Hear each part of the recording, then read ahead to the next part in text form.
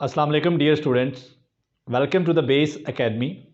मैं हूं आपका फ़िज़िक्स इंस्ट्रक्टर अदील अख्तर और आज हम पढ़ेंगे चैप्टर नंबर 17 से स्ट्रेन एनर्जी। बच्चों, चैप्टर नंबर 17 हम पढ़ रहे हैं और अकॉर्डिंग टू स्मार्ट सिलेबस हम इसको पढ़ रहे हैं। तो अभी मैकेनिकल प्रॉपर्टीज़ ऑफ सॉलिड्स चल रही हैं। इसका आज ये तीसरा लेक्चर है। मैकेनिकल प्रॉपर्टीज़ में पहला लेक्चर जो था उसमें हमने मैकेनिकल प्रॉपर्टीज़ के बारे में पढ़ा। जो दूसरा लेक्चर था हमारा स्ट्रेस और स्ट्रेन के बाद, उसमें हमने देखा इलास्टिक लिमिट और यील्ड स्ट्रेंथ क्या होती है। और आज हमारा जो तीसरा लेक्चर है इसमें हम पढ़ेंगे स्ट्रेन एनर्जी के बारे में। बच्चों, जैसा कि आपको पता है, जब सॉलिड्स पर हम अप्लाइड फोर्स लगाते हैं या कोई एक्सटर्नल फोर्स अप्लाई करते हैं सॉलिड्स के ऊपर, तो सॉलिड्स के जो एटम्स या मॉलिक्यूल्स होते हैं वो अपनी इक्विलिब्रियम पोजीशन से या अपनी मीन पोजीशन से डिस्प्लेस हो जाते हैं। ठीक है, फ़र्ज़ कर लें कि ये सॉलिड के अंदर किसी भी एटम की मेन पोजीशन है, तो मेन पोजीशन से वो डिस्प्लेस हो जाते हैं। जब आप उस पर एक्सटर्नल फोर्स अप्लाई करते हैं उसके नतीजे में डीफॉर्मेशन होती है, और डीफॉर्मेशन का मतलब है कि एटम्स या मॉलिक्यूल्स अपनी इक्विलिब्रियम पोजीशन से डिस्प्लेस हो गए।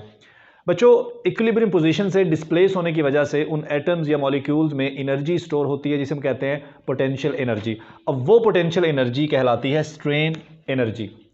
ये एनर्जी उस वर्क के बराबर होती है जो एक्सटर्नल फोर्स या अप्लाइड फोर्स हमारे उस जो भी हमने वहाँ पर ऑब्जेक्ट लिया है जिसमें डिफॉर्मेशन आई है, जितना वर्क हमारी अप्लाइड फोर्स करती है डिफॉर्मेशन के लिए, ठीक है, जो एनर्जी स्टोर होती है वो भी उस वर्क के बराबर ही होती है। ठीक हो गया। तो अगर हम स्ट्रेन एनर्जी की डेफिनेशन करें तो ये डेफिनेशन क्या होगी? It is the potential energy stored in the molecules of a deformed material. Deformed material यानी कि जिस मटीरियल में डिफॉर्मेशन आई है उस मटीरियल में जो पोटेंशियल एनर्जी स्टोर हुई है उसे हम कहते हैं strain energy, and is equal to the work done by the deforming force. और जिस अप्लाइड फोर्स या एक्सटर्नल फोर्स की वजह से डिफॉर्मेशन आई है, जितना वो फोर्स वर्क करेगी ऑब्वियसली उतनी ही एनर्जी उसमें स्टोर होगी। तो बच्चों, इस एनर्जी को कैलकुलेट करने के लिए, इस पोटेंशियल एनर्जी की वैल्यू निकालने के लिए एक्चुअली हमें क्या निकालना है? एक्चुअली हमें ये वर्क ही निकालना है जो हमारी डिफॉर्मिंग फोर्स या अप्लाइड फोर्स कर रही है। अब ये वर्क कैसे निकलेगा? इस वर्क को हम निकालेंगे ग्राफिकल मेथड से, लेकिन उससे पहले हम एक वायर लेते हैं एग्जाम्पल के तौर पर और उस वायर में डिफॉर्मेशन को स्टडी करते हैं और फिर उससे हम वर्क या एनर्जी कैलकुलेट करेंगे। तो हमने एग्जाम्पल के तौर पर यहाँ पर एक वायर ली है। ये एक वायर है और इस वायर का एक एंड हमने फिक्स किया हुआ है, जबकि दूसरे एंड पर एक हैंगर लगा हुआ है। इस हैंगर में हम वेट लगाएंगे और वो वेट यहाँ पर डिफॉर्मिंग फोर्स का काम करेगा। बच्चों, इसकी जो इनिशियल लेंथ है वो है कैपिटल एल। अब जब मैंने इस हैंगर के साथ वेट लगाया तो वेट ने यहाँ पर फोर्स का काम किया और उस फोर्स की वजह से आप देख रहे हैं कि इसकी जो लेंथ है वो पहले से ज़्यादा होगी। पहले इसकी लेंथ ये थी, अब ये हो गई। तो इसकी लेंथ में जो चेंज आया इसे बोलेंगे एक्सटेंशन। ठीक है। उसके बाद जब मैंने वेट और ज़्यादा बढ़ाया तो देखें और ज़्यादा एक्सटेंशन आई। इसका मतलब है इलास्टिक लिमिट में रहते हुए अब जितनी फोर्स बढ़ाते जाएंगे उतनी एक्सटेंशन भी बढ़ती जाएगी। तो बच्चों, ये जो अप्लाइड फोर्स है और एक्सटेंशन आ रही है जो वायर में, इन दोनों को हम ग्राफ के ऊपर प्लॉट कर लेंगे और प्लॉट करके यहाँ से हम work done by the deforming force या पोटेंशियल एनर्जी जो स्टोर हुई है हमारे मॉलिक्यूल्स में डिफॉर्मिंग की वजह से हमारे उस ऑब्जेक्ट में या हमारी इस वायर में, वो एनर्जी हम कैलकुलेट कर लेंगे। असल में हमें वर्क कैलकुलेट करना है, वर्क कैलकुलेट हो गया तो एनर्जी कैलकुलेट हो जाएगी। तो यहाँ पर दो चीज़ें आपने देखी, फोर्स एंड एक्सटेंशन। तो बच्चों, फोर्स को हमने प्लॉट किया है वाई एक्सिस के ऊपर और एक्सटेंशन को हमने प्लॉट किया है एक्स एक्सिस के ऊपर। तो एक्चुअली हम करना क्या चाहते हैं? हम वर्क कैलकुलेट करना चाहते हैं बाय द डिफॉर्मिंग फोर्स। और बच्चों, ये जो वर्क है ये हम निकालेंगे, इस वर्क को हम कैलकुलेट करेंगे ग्राफिकल मेथड से। तो उसके लिए हमें इस ग्राफ पे देखना होगा। तो इस ग्राफ में जो टोटल एक्सटेंशन आई है मेरी उस वायर में, लेट्स सपोज कि वो एक्सटेंशन L1 है। ठीक है, इससे ज़्यादा भी हो सकती है, L2 भी हो सकती है और भी एक्सटेंशन आ सकती है, लेकिन किसी भी पर्टिकुलर इंस्टेंट पे मैं कहता हूँ जो एक्सटेंशन है वो L1 है। और इस एक्सटेंशन की जो वजह है वो फोर्स है जो कि F1 है। ठीक है बच्चों, आपको पता है कि फोर्स यहाँ पे कांस्टेंट तो नहीं है। देखें, फोर्स 0 है, फिर 0 से इंक्रीज होते होते होते तो यहाँ पे जाके F1 हो गई, और इसी तरह से एक्सटेंशन भी 0 है और फिर इंक्रीज होते होते L1 हो गई। जो जो फोर्स बढ़ा रहे हैं आप, एक्सटेंशन भी बढ़ती जा रही है। ठीक है बच्चों, फोर्स कांस्टेंट नहीं है, लेकिन हमने निकालना है वर्क। तो आपने पढ़ा है कि अगर वर्क निकालना हो तो फोर्स मस्ट बी कांस्टेंट, ठीक है। अगर फोर्स कांस्टेंट नहीं होती तो फिर हमें क्या करना होता है, फिर हमें वहाँ पर हमारा जो डिस्प्लेसमेंट है या हमारी जो एक्सटेंशन है उसको हमें छोटे छोटे पैचेस में या छोटे छोटे इंटरवल्स में डिवाइड कर लेना होता है ताकि हम फोर्स को कांस्टेंट बना सकें।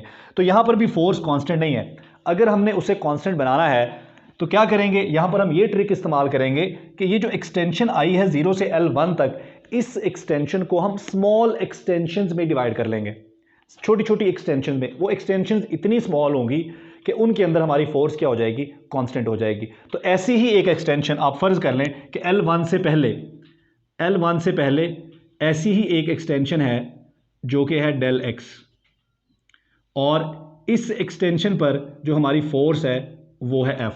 बच्चों अब ये एक्सटेंशन इतनी स्मॉल है कि इस एक्सटेंशन के दौरान हमारी जो फोर्स है वो क्या रहती है, कांस्टेंट रहती है। तो अगर हम ये करें कि ये जो टोटल एक्सटेंशन है इस सारी एक्सटेंशन को ही स्मॉल या छोटी छोटी एक्सटेंशन में डिवाइड कर लें ताकि हर एक एक्सटेंशन के दौरान हमारी फोर्स क्या रहे, कांस्टेंट रहे। जैसा कि आपने फर्स्ट ईयर में भी पढ़ा था work done by variable force, तो वहाँ पर भी आपने डिस्प्लेसमेंट को स्मॉल इंटरवल्स में या छोटे छोटे पैचेस में डिवाइड कर लिया था ताकि फोर्स आपकी उस एक इंटरवल में क्या रहे, कांस्टेंट रहे। तो बच्चों यहाँ पर भी मैं इसको स्मॉल एक्सटेंशंस में या इसको मैं कह लें स्मॉल इंटरवल्स में डिवाइड कर लेता हूँ, ठीक है। इंटरवल का जो वर्ड है असल में उसमें फिर टाइम का आ जाता है ज़हन में कि इंटरवल से मुराद हम टाइम ले रहे हैं, तो इसलिए मैं इंटरवल यूज़ नहीं कर रहा। यहाँ पर हम इसको स्मॉल एक्सटेंशंस ही कह लेते हैं, ठीक है। तो ये हमारी स्मॉल एक्सटेंशंस हैं जिसके अंदर हमने इस पूरी एक्सटेंशन को डिवाइड कर लिया। लेकिन किसी भी एक एक्सटेंशन के लिए हमारी फोर्स क्या रहेगी, वो कांस्टेंट रहेगी। किसी भी एक एक्सटेंशन में फोर्स कांस्टेंट रहेगी, अगली एक्सटेंशन पर जाके फोर्स चेंज हो जाएगी। तो इस तरह से हम फोर्स को कांस्टेंट बना लेंगे, ठीक है बच्चों। अब हम निकालते हैं वर्क जो एक्चुअली हम करना चाह रहे हैं। तो जैसा कि आपको पता है ग्राफ से अगर हमने वर्क निकालना हो तो वर्क क्या होगा, वर्क होगा हमारा area under the graph, area under the graph.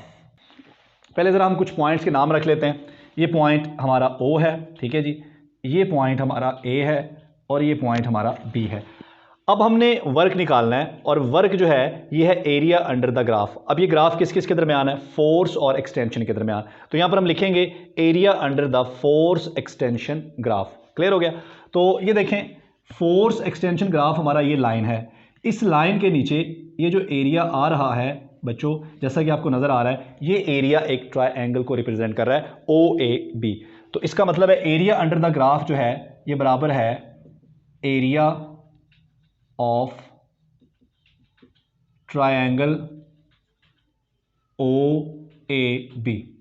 और बच्चों एरिया ऑफ ट्रायंगल क्या होता है, एरिया ऑफ ट्रायंगल होता है 1/2 बेस मल्टीप्लाई बाय हाइट।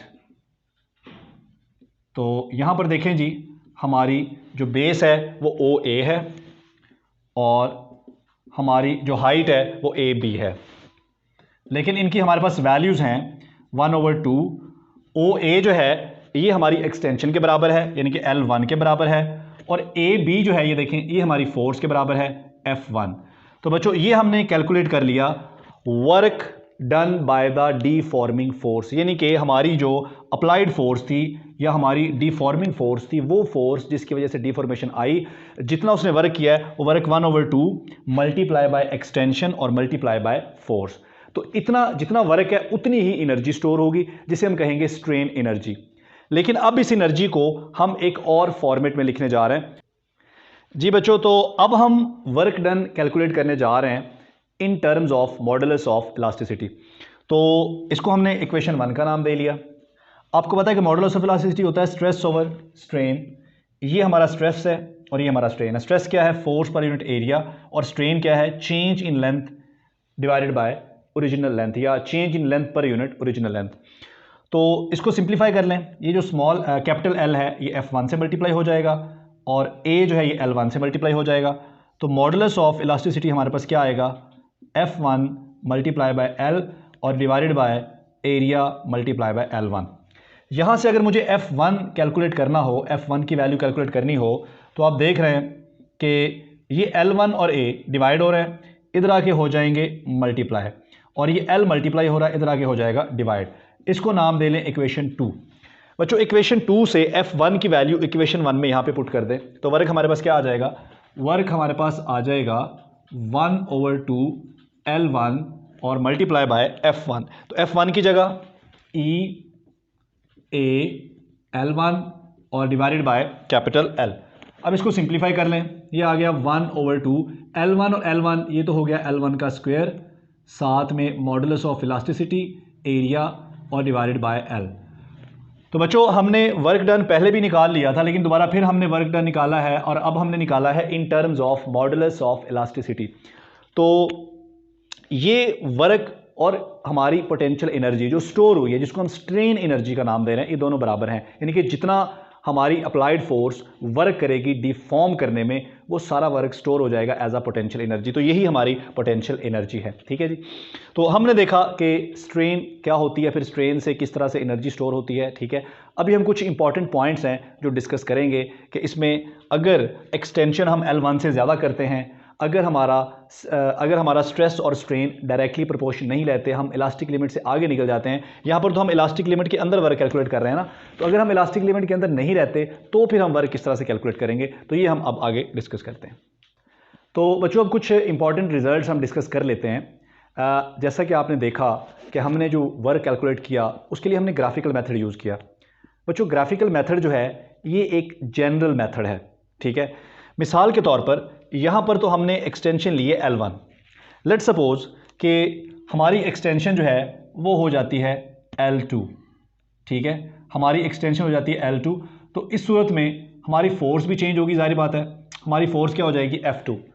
तो अब आप वर्क किस तरह से कैलकुलेट करेंगे, अब ये हमारा पॉइंट A है, B है, इसको मैं कह लेता हूँ C और इसको मैं कह लेता हूँ D। तो अब देखें अब यहाँ पर क्या बन रहा है, पहले तो यहाँ पर बन रही थी एरिया अंडर द ग्राफ एक ट्रायंगल, लेकिन अब जो एरिया अंडर द ग्राफ है वो ट्रायंगल नहीं है बल्कि अब वो ट्रेपेजियम है। तो अब हम किस तरह से वर्क निकालेंगे, वर्क निकालेंगे एरिया अंडर द ग्राफ, और ये एरिया किसके बराबर है, ये बराबर है area of the trapezium. Clear हो गया। तो इसका मतलब है कि ये वाला जो मेथड है ग्राफिकल मेथड, ठीक है, इसको एक जनरल मेथड है और एक बड़ा पावरफुल मेथड है, ठीक है। इसको आप किसी भी तरीके से वर्क कैलकुलेट करने के लिए इस्तेमाल कर सकते हैं, चाहे आपका ये जो आपका कर्व है या ग्राफ है, चाहे ये इलास्टिक रीजन में हो या इलास्टिक रीजन में ना हो। तो यहाँ पर तो हमने इसको बनाया है सिर्फ इलास्टिक रीजन तक, लेकिन अगर इलास्टिक रीजन में हम ना हो, स्ट्रेस और स्ट्रेन डायरेक्टली प्रोपोर्शन ना रहे, हम इससे आगे निकल जाएं, ठीक है, ये देखें ग्राफ हमारा स्ट्रेट लाइन ना रहे, ठीक है, ये स्ट्रेस और स्ट्रेन डायरेक्टली प्रोपोर्शनल ना रहे, तो इस सूरत में हमारा ये वाला रीजन जो कि नॉन लीनियर रीजन है, जहां स्ट्रेस स्ट्रेन डायरेक्टली प्रोपोर्शनल नहीं है, आप वहां पर भी इस मेथड को अप्लाई कर सकते हैं। तो इस मेथड को ग्राफ वाला जो मेथड है या ग्राफिकल मेथड है, किसी भी तरह से आप वर्क कैलकुलेट करने के लिए इस्तेमाल कर सकते हैं, इसलिए बड़ा आसान और बड़ा पावरफुल मेथड है। इसमें आपने देखा कि हमारी जो एक्सटेंशंस हैं उनको डिवाइड करना भी आसान है, और दूसरी चीज़ फोर्स को कांस्टेंट बनाना भी यहाँ पर आसान है, ठीक है। तो इसके साथ ही हमारा ये लेक्चर कंप्लीट हो गया। अगर कोई बात आपको अभी भी समझ नहीं आई तो आप कमेंट करके पूछ सकते हैं। थैंक यू, अल्लाह हाफ़िज़।